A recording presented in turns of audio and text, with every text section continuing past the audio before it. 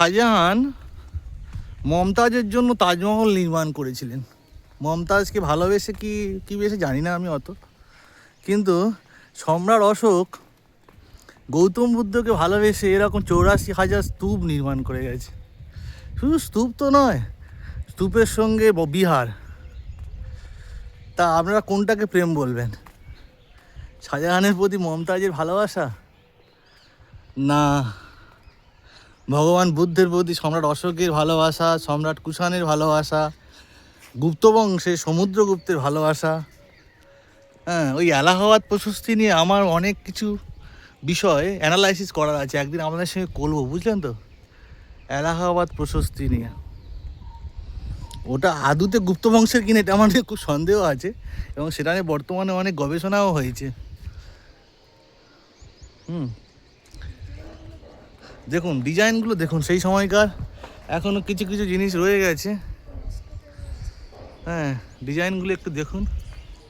এই যে খোপগুলোতে ভগবান বুদ্ধের মূর্তি ছিল, বুঝলেন তো, সেগুলো পড়ে গেছে। আজ থেকে 2000-2500 বছর আগেকার গল্প প্রায়।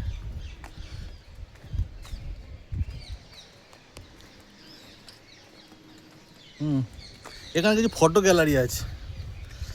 ফটো গ্যালারি, আমরা ফটোগুলো দেখবো অবশ্যই কি আছে ওখানে। যে খনন কার্য হয়েছিল আলেকজান্ডার ক্যানিংহাম, এই যে জিনিসগুলো, হ্যাঁ, এই যে দেখুন যখন এগুলো খনন কার্য হয়, ওই ট্রেনে করে এগুলো সমস্ত জিনিসগুলো কলকাতা মিউজিয়াম, এখানকার আমাদের, তারপরে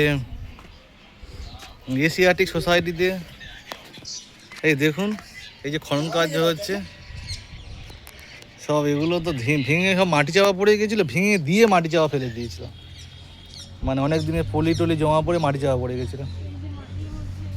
হ্যাঁ, এই যে স্তূপ, তখনকার এই স্তূপটা দেখা যাচ্ছিল উপরে মাটির মধ্যে চারিদিক থেকে, এই স্তূপটা। আর এই যে ধ্বংসাবশেষগুলো, বুদ্ধের বিভিন্ন মূর্তি যেগুলো পাওয়া গেছে সেগুলো, এই দেখুন মাটির মধ্যে বুদ্ধের মূর্তি সব ভেঙে দেওয়া হয়েছে, নইলে এরকমভাবে পরপর 2-3টে মূর্তি এরকমভাবে শুয়ে দেয়া। হ্যাঁ,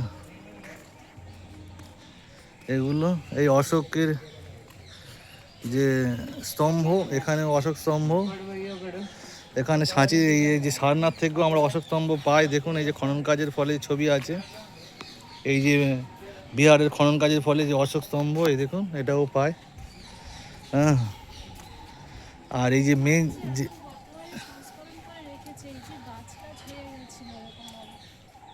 আচ্ছা, এগুলো কিন্তু এই যে এখনকার যে স্তূপটা দেখতে পাচ্ছি না, কোনো গাছ টাছ নেই, এগুলো কিন্তু এই যে গাছ টাছ বড় বড় হয়ে গেছিল, এগুলো সংরক্ষিত হয়েছে,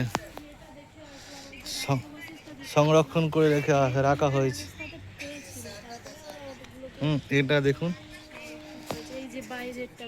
এই বাইরেটা যেখানে আমরা ঘুরছি, হ্যাঁ, সেগুলো দেখুন কীভাবে এগুলোকে করা হয়েছে, খোদাই করা হয়ে গিয়ে সেগুলোকে বর্তমান পরিস্থিতিতে আনা হয়েছে, পরিষ্কার পরিচ্ছন্ন করা হয়েছে।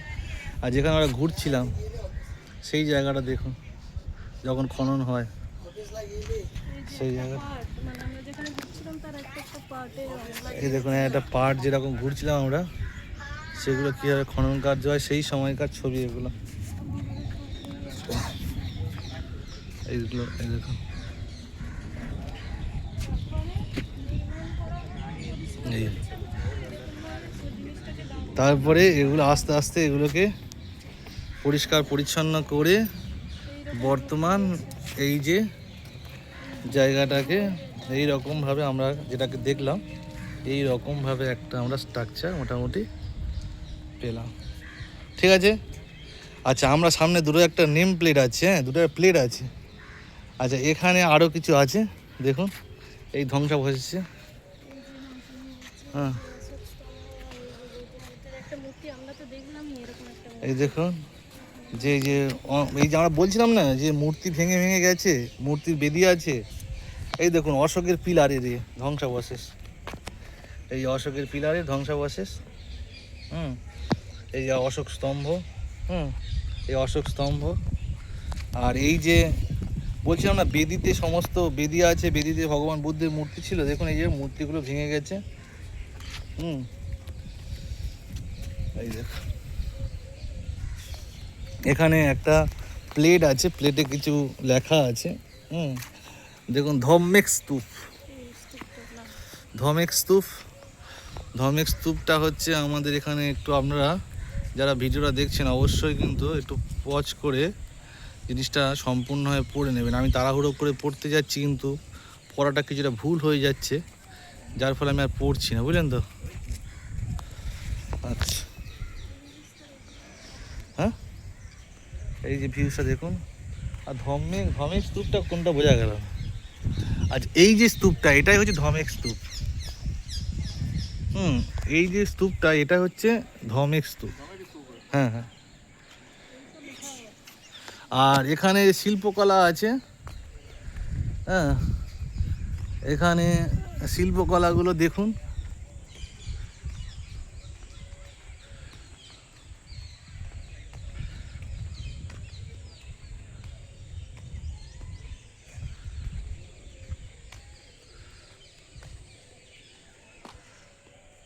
এই সমস্ত ভগবান বুদ্ধের মূর্তি ছিল এর মধ্যে।